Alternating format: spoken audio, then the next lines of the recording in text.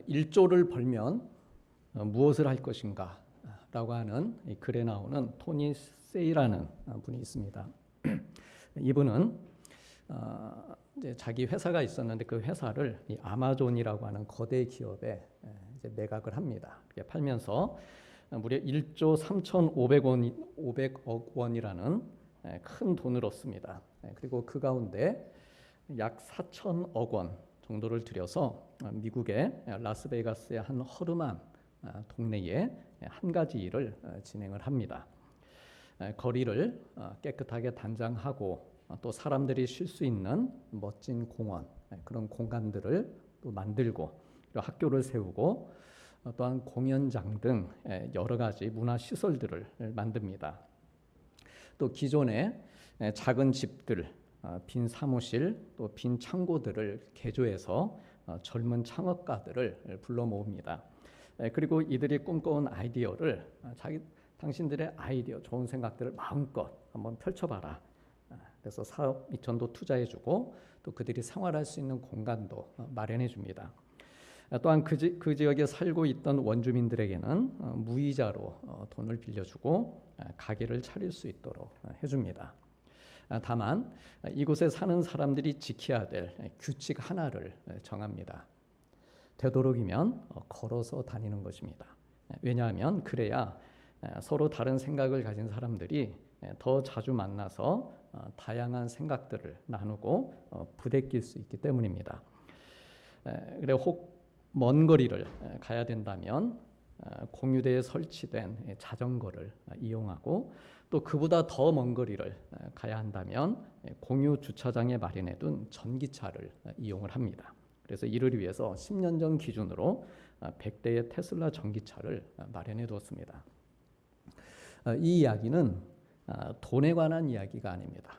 1조 혹은 4천억 돈에 관한 이야기가 아닙니다. 성공에 관한 이야기도 아니고 자선 사업에 관한 이야기도 아닙니다. 이 이야기는 가치에 관한 이야기입니다.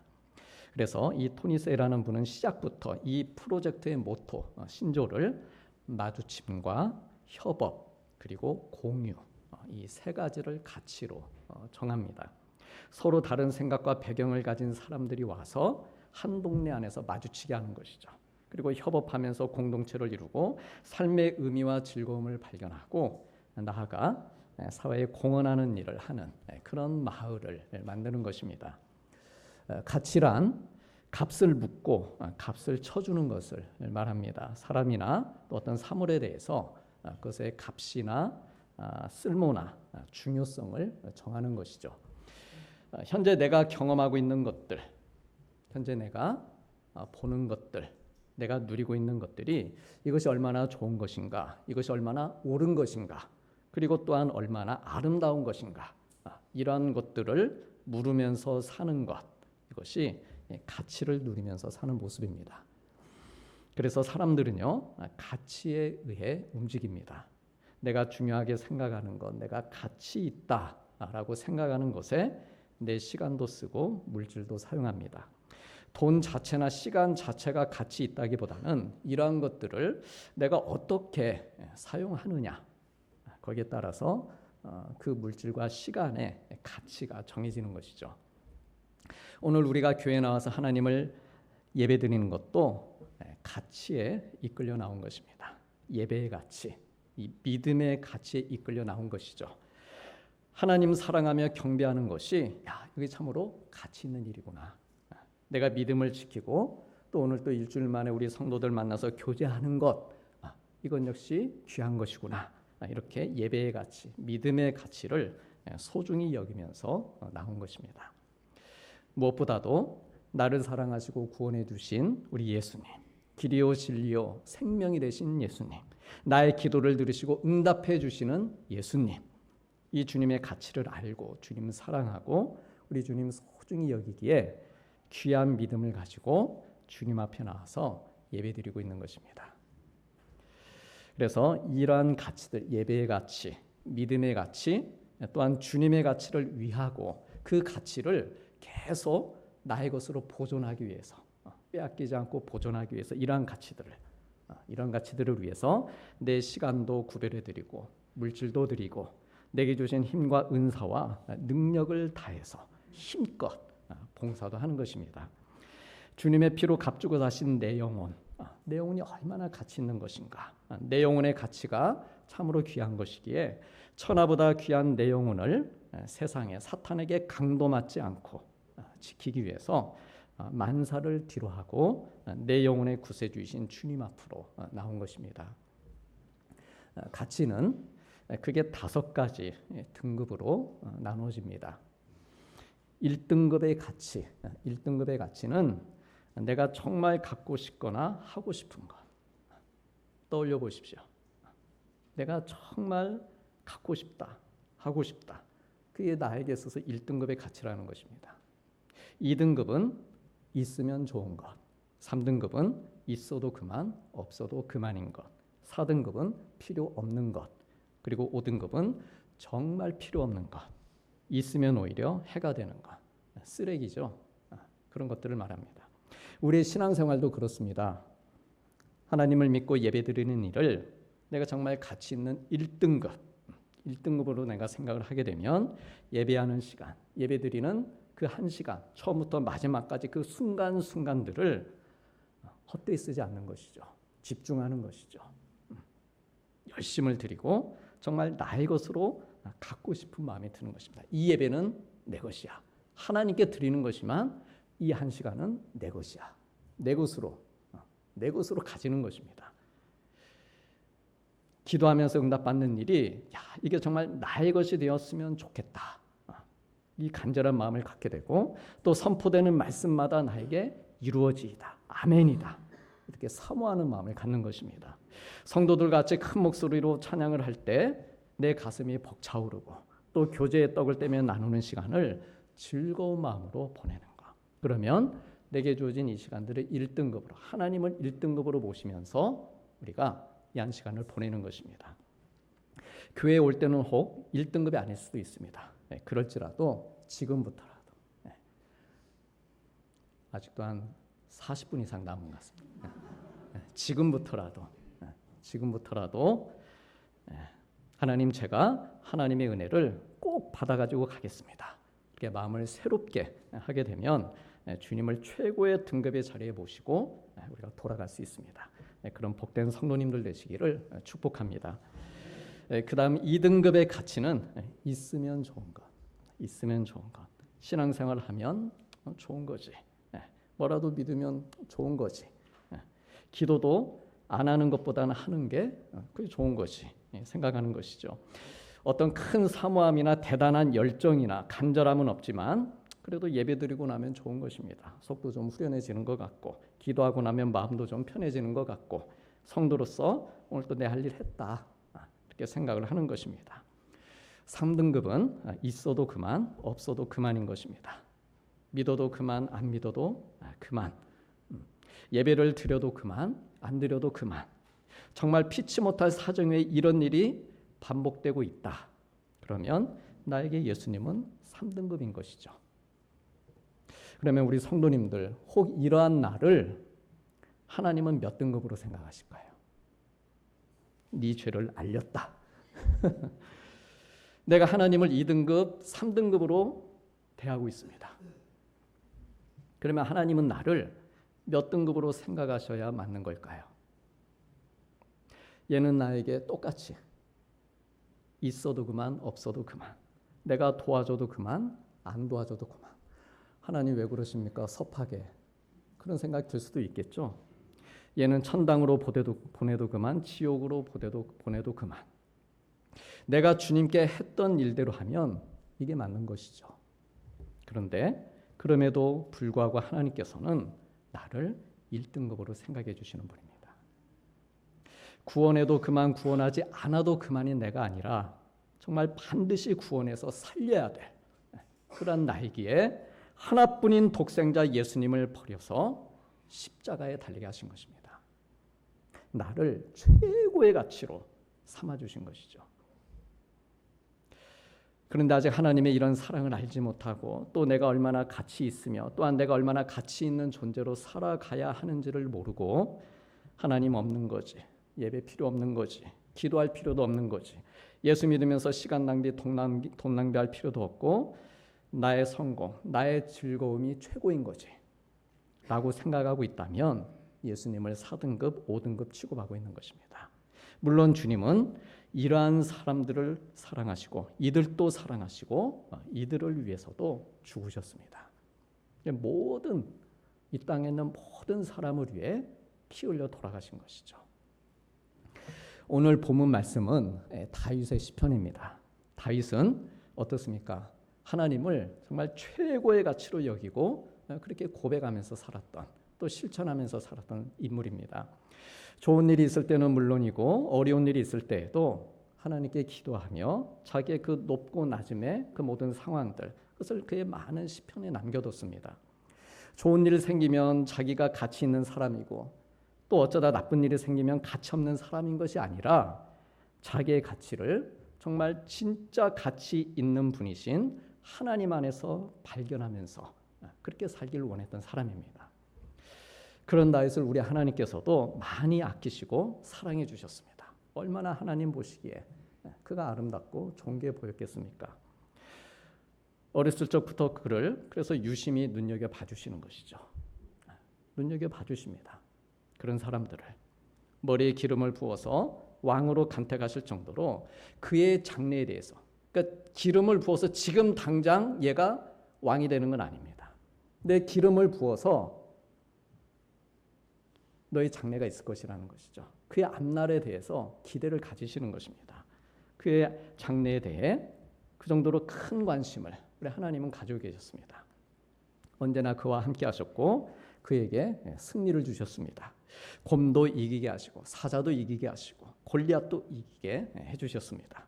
그런데 오늘 시편 말씀을 보면 이 시편의 배경을 알려주는 표제어에 다윗이 아비멜렉 앞에서 미친 채 하다가 쫓겨나서 지은 시 이렇게 소개하고 있습니다.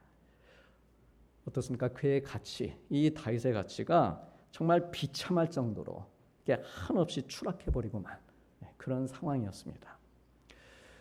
이 말씀, 이 이야기는요, 다윗이 기름 부음을 받은 지 얼마 지나지 않았을 때이고 또 얼마 전 그의 손에는 그가 때려눕힌 적장 골리앗의 머리와 칼이 들려 있었습니다. 그리고 그런 그를 향해서 이스라엘 백성들은 사울은 천천히요, 다윗은 만만이다 이렇게 칭송을 했었습니다. 백성들 앞에서 현직 왕보다도 그의 명예, 그의 존귀함이 10배는 더 가치 있는 그런 존재로 불렸습니다. 정말 쉬운 일 아니었겠죠. 그런데 얼마 지나지 않아서 이 사울 왕이 다윗을 시기합니다. 왜 시기한 걸까요? 우리 성도님도 우리가 사람들을 가끔 내가 저 사람을 왜 시기하고 질투하는 걸까요? 내가 왜 내 마음속에 염려하고 불안해하는 걸까요? 사울이 하나님께서 사울 자기를 얼마나 사랑하고 계시는지 자기가 지니고 있는 절대적 가치를 생각하지 않고 다윗과 비교하는 상대적 가치라고 하는 그 올무에 걸렸기 때문입니다. 우리 하나님께서는요, 나를 누군가와 비교해서 상대적으로 더 가치가 있고 쓸모가 있기 때문에 그래서 나를 사랑해 주시는 분이 아닙니다. 있는 그대로 내가 하나님의 자녀인데, 내가 하나님의 아들이요, 내가 하나님의 딸이라고 하는 이 한 가지 사실만으로 그래서 하나님은 나를 정말 가치 있게 여기시고 사랑하시는 분입니다. 그런데 이러한 나의 가치를 떨어뜨리는 이유가 남들과 비교하기 때문이죠. 남들과 비교해서 내가 좀 못하고 사람들에게 인정받지 못하는 것 같으면 사울처럼 상대적 가치의 올무에 빠지고 맙니다. 나는 상대보다 못하다. 나는 저 사람보다 가치 없는 존재다.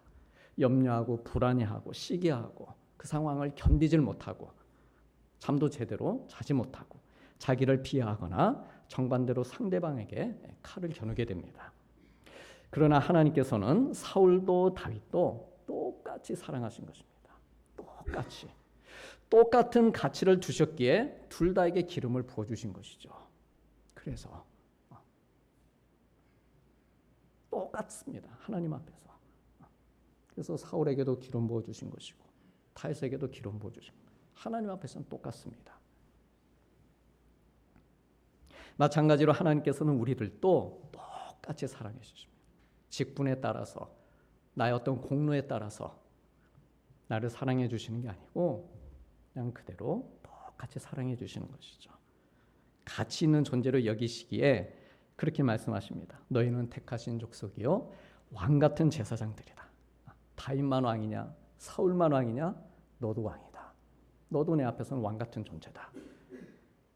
그의 소유된 백성이라. 하나님께서 소유하실 만큼, 하나님께서 가지고 계실 만큼 가치 있는 존재라는 것이죠. 나의 소유야 너는. 버리지 않을 거야. 그런가 하면 고린도후서에서는 우리를 너희와 함께 그리스도 안에서 굳건하게 하시고 어떻게 하십니까? 우리에게 기름을 부으시는 하나님이시다 말씀하고 있습니다. 우리에게도 똑같이 기름을 부어주시면서 너는 내 것이다 이렇게 하나님의 소유로 삼아주셨습니다. 우리는 내 거다 하면 침발로죠. 하나님께서는 우리를 기름 발라주시는 것이죠. 기름을 부으셔서.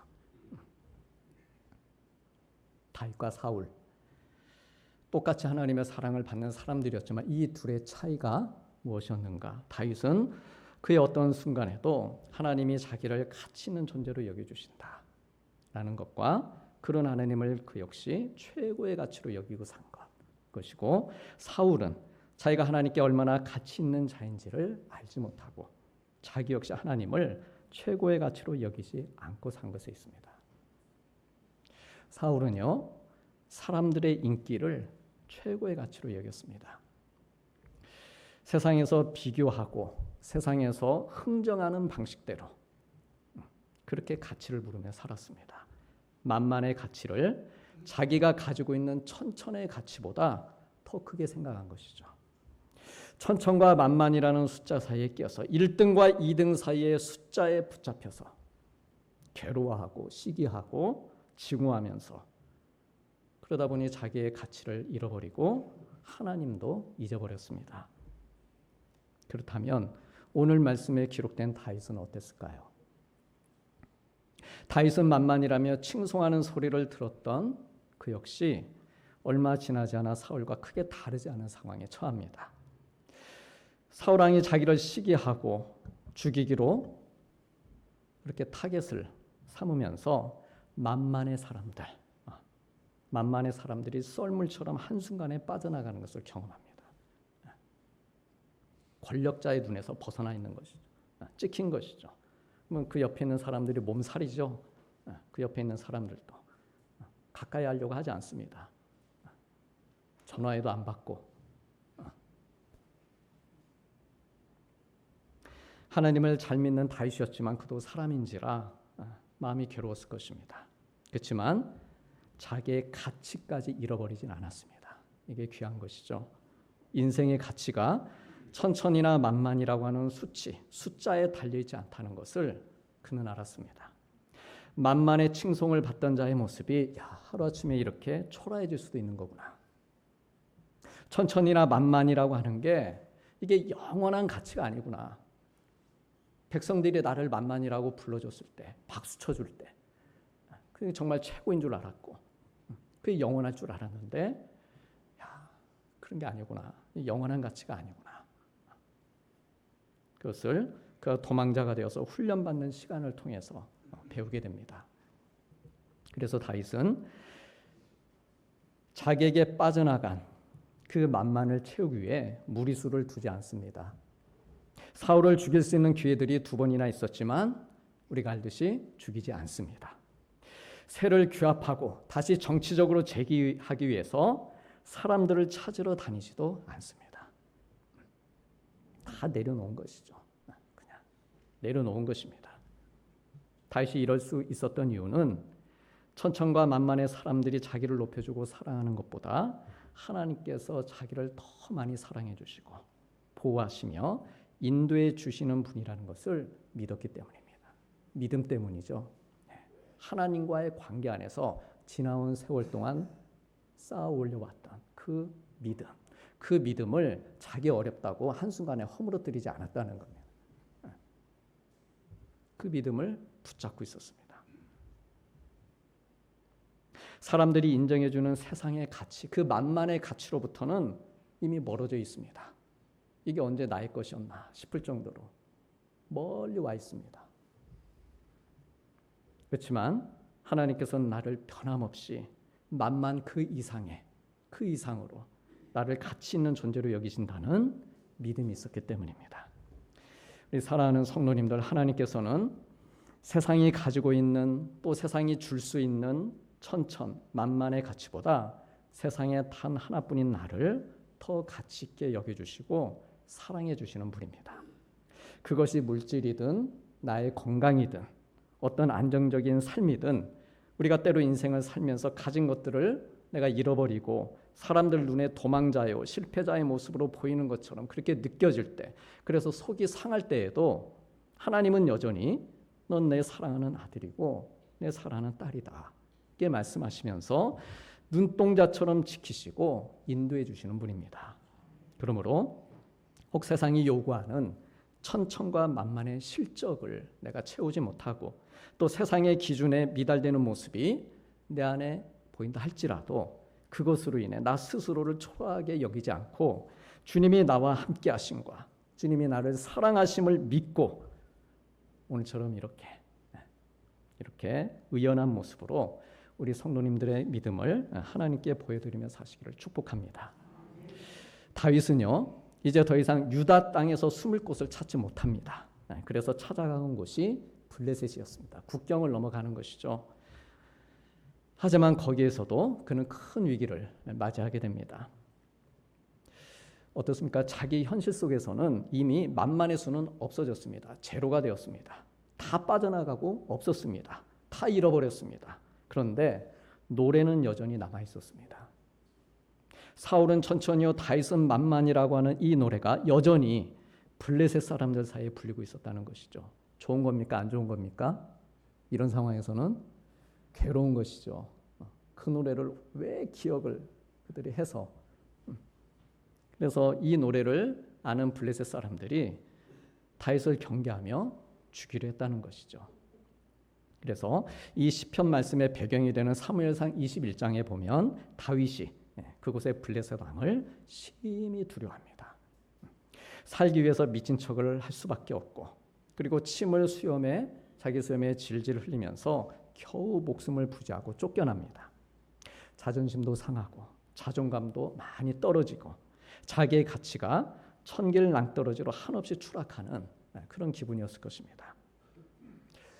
우리가 살기 위해서 부득이 미친 척하고 살아야 될 그런 경우가 생길 수 있습니다. 사람들 앞에서, 우리 직장에서, 혹은 심지어 가족들 사이에서도 내가 정말 이렇게까지 하면서 살아야 되나? 마음이 복잡하고 서글프고 괴로울 때가 있습니다. 그런데 그런 때일수록 하나님께서는 우리가 용기를 잃지 않길 바라십니다. 믿음도 잃어버리지 않길 바라십니다. 내가 가졌던 것을 잃어버리고 피할 곳도 힘도 없어지고 설령 미친 척하고 수염에 질질 침을 흘리는 것 같은 그런 상처, 그런 아픔을 내가 겪는다 할지라도 그것으로는 나의 가치가 떨어지지 않는다 라고 하는 사실을 기억하며 살기를 하나님께서는 바라십니다. 다윗이나 우리가 크게 조건이 다르지 않습니다. 다윗이나 우리나 똑같은 사람이고 그리고 칼끝이 목숨 바로 코앞에 겨누고 있는 상황에서도 다윗이 살 수 있다는 것을 이미 보여준 것이죠. 그렇기 때문에 우리들도 너도 잘 이겨내면 살 수 있다. 하나님은 우리에게 그렇게 말씀하십니다. 요셉도 그랬고 구약의 요셉도 그랬고 그 스토리들은 다 아시니까 다 아시죠? 요셉도 그랬고 욥도 그랬고 바울도 그랬고 예수님의 제자들도 그랬고 몇 주 전에 우리가 나누었던 가늠하다 현장에 잡혀온 여인도 그랬습니다. 어려운 상황들이 있었지만 하나님 만나고 예수님의 은혜를 경험한 사람들, 예수님의 구원을 경험한 사람들, 그들은 자기들의 가치가 떨어지지 않을 뿐만 아니라 오히려 높아지는 은혜를 경험했습니다.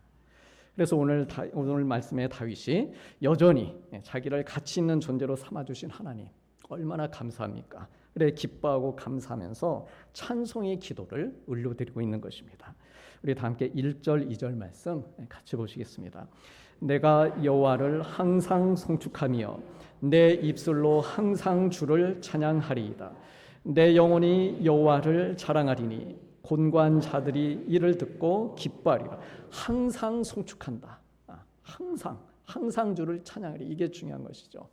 어떤 상황에서도 찬양했다는 것입니다. 그렇게 찬양할 것이다 고백하고 있습니다. 3절과 4절 말씀도 보시겠습니다. 나와 함께 여호와를 광대하시다 하며 함께 그의 이름을 높이세. 내가 여호와께 간구하매 내게 응답하시고 내 모든 두려움에서 나를 건지셨도다. 아멘. 5절 말씀도 보시겠습니다.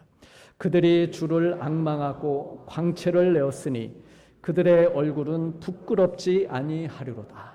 아멘. 예, 이 5절 말씀을 이 표준 세번역 성경에서는 주님을 우러러보아라. 너의 얼굴에 빛이 나고 너는 수치를 당하지 않을 것이다. 이렇게 번역하고 있습니다. 하나님께서 다윗의 얼굴에서 빛이 나도록 여전히 그를 가치 있는 존재로 만들어 주셨습니다. 민수기 6장에 보면 하나님께서 제사장 아론에게 이스라엘 백성들을 향해서 이렇게 축복해라 라고 말씀을 하십니다. 여호와는 너에게 복을 주시고 너를 지키시기를 원하며 여호와는 그의 얼굴을 너에게 비추사 은혜 베푸시기를 원하며 여호와는 그의 얼굴을 너에게로 향하여 드사 평강 주시기를 원하노라 라고 축복하라고 그렇게 말씀하십니다. 다윗이 자기가 살기 위해서 미친 척하고 또 침을 질질 흘릴 때에 하나님께서 자기를 향해 얼굴을 드시고 비추어 주시는 그 빛을 받은 것이죠. 하나님께서 다윗에게 은혜와 평강의 빛을 비춰주셔서 두려워하지 않게 하시고 부끄러워하지도 않게 해주시고 그의 가치를 여전히 밝게 빛나게 해주신 것입니다. 만만의 사람들이 빠져나가고 도망다니는 삶을 사는 정말 그 괴롭고 공고한 중에도 하나님의 얼굴을 그에게 밝게 비춰주셔서 너희 길이 결코 어둡지 않을 것이다. 네 앞에는 지금 당장 내일 일도 알 수 없고 정말 막막한 그런 고단한 길을 네가 걸어가고 있지만 내가 너희 길을 밝게 비춰주고 있다. 그래서 그의 심령이 위축되거나 어둡지 않게 해주신 것입니다. 그래서 다윗은 6절과 7절에서 이 곤고한 자가 부르심에 자기의 현실을 아는 것이죠. 이 곤고한 자가 부르시즘에 여호와께서 들으시고 그의 모든 환난에서 구원하셨도다. 여호와의 천사가 주를 경외하는 자를 둘러진치고 자기를 둘러쌌던 사울, 자기를 둘러쌌던 블레셋의 군인들 그들이 아니고 천사가 자기로 와서 도와주는 자기를 둘러진쳐주고 자기들을 건져주시는 그런 은혜를 고백하면서 이게 비단 나의 고백뿐만이 아니라 공고할 때 하나님을 향해 부르짖는 모든 자들에게도 이와 같은 은혜가 임한다. 그것을 그가 선포하면서 이 위대하신 하나님의 은혜를 그는 찬양하고 있습니다. 사랑하는 성도님들, 하나님께서는 이 시간에도 우리를 향해서 얼굴빛을 비춰주시면서 우리의 얼굴과 영혼에 빛이 나게 해주고 계십니다. 찬송을 부르면서 빛이 나고 말씀을 듣는 중에 빛이 나고 또 어려운 일을 가지고 나와서 이 시간 상한 마음으로 기도를 드릴 때에도 하나님의 밝은 얼굴빛을 내게 비추어 주셔서 하나님을 경외하는 우리 성도님들 한 분 한 분의 영혼 그 얼굴빛이 빛이 나게 해주고 계십니다. 우리 서로 옆에 분들 향해서 축복하십니다. 당신의 얼굴에서 빛이 납니다. 당신의 영혼에서 빛이 납니다. 네. 그러므로 하나님께서 사랑하시는 나, 그런 나를 나도 가치 있는 존재로 알고 그런 나를 받아주고 그런 나를 좀 용납하고 또한 하나님을 내 인생 최고의 가치로 이렇게 고백하면서 송축하고 찬양하며 사시길 바랍니다. 하나님을 자랑하고 하나님께 간구한 것들 응답받으면서 다윗처럼 천사들이 내 곁을 둘러친치고 돕도록 해주신 하나님, 그 하나님께 감사하고 기뻐하며 사시길 바랍니다. 그래서 하나님 경외하며 사는 우리 모든 성도님들이 평생 주님 앞에 가치 있는 하나님의 정말 귀한 자녀들 되어서 밝은 얼굴, 빛나는 영혼, 인생으로 사시기를 주님의 이름으로 축복합니다. 기도하시겠습니다. 내 영혼이 여호와를 자랑하리니 곤고한 자들이 이를 듣고 기뻐하리로다. 그들이 주를 앙망하고 광채를 내었으니 그들의 얼굴은 부끄럽지 아니하리로다. 여호와는 너에게 복을 주시고 너를 지키시기를 원하며 여호와는 그의 얼굴을 너에게 비추사 은혜 베푸시기를 원하며 여호와는 그 얼굴을 너에게로 향하여 드사 평강 주시기를 원하노라. 아멘.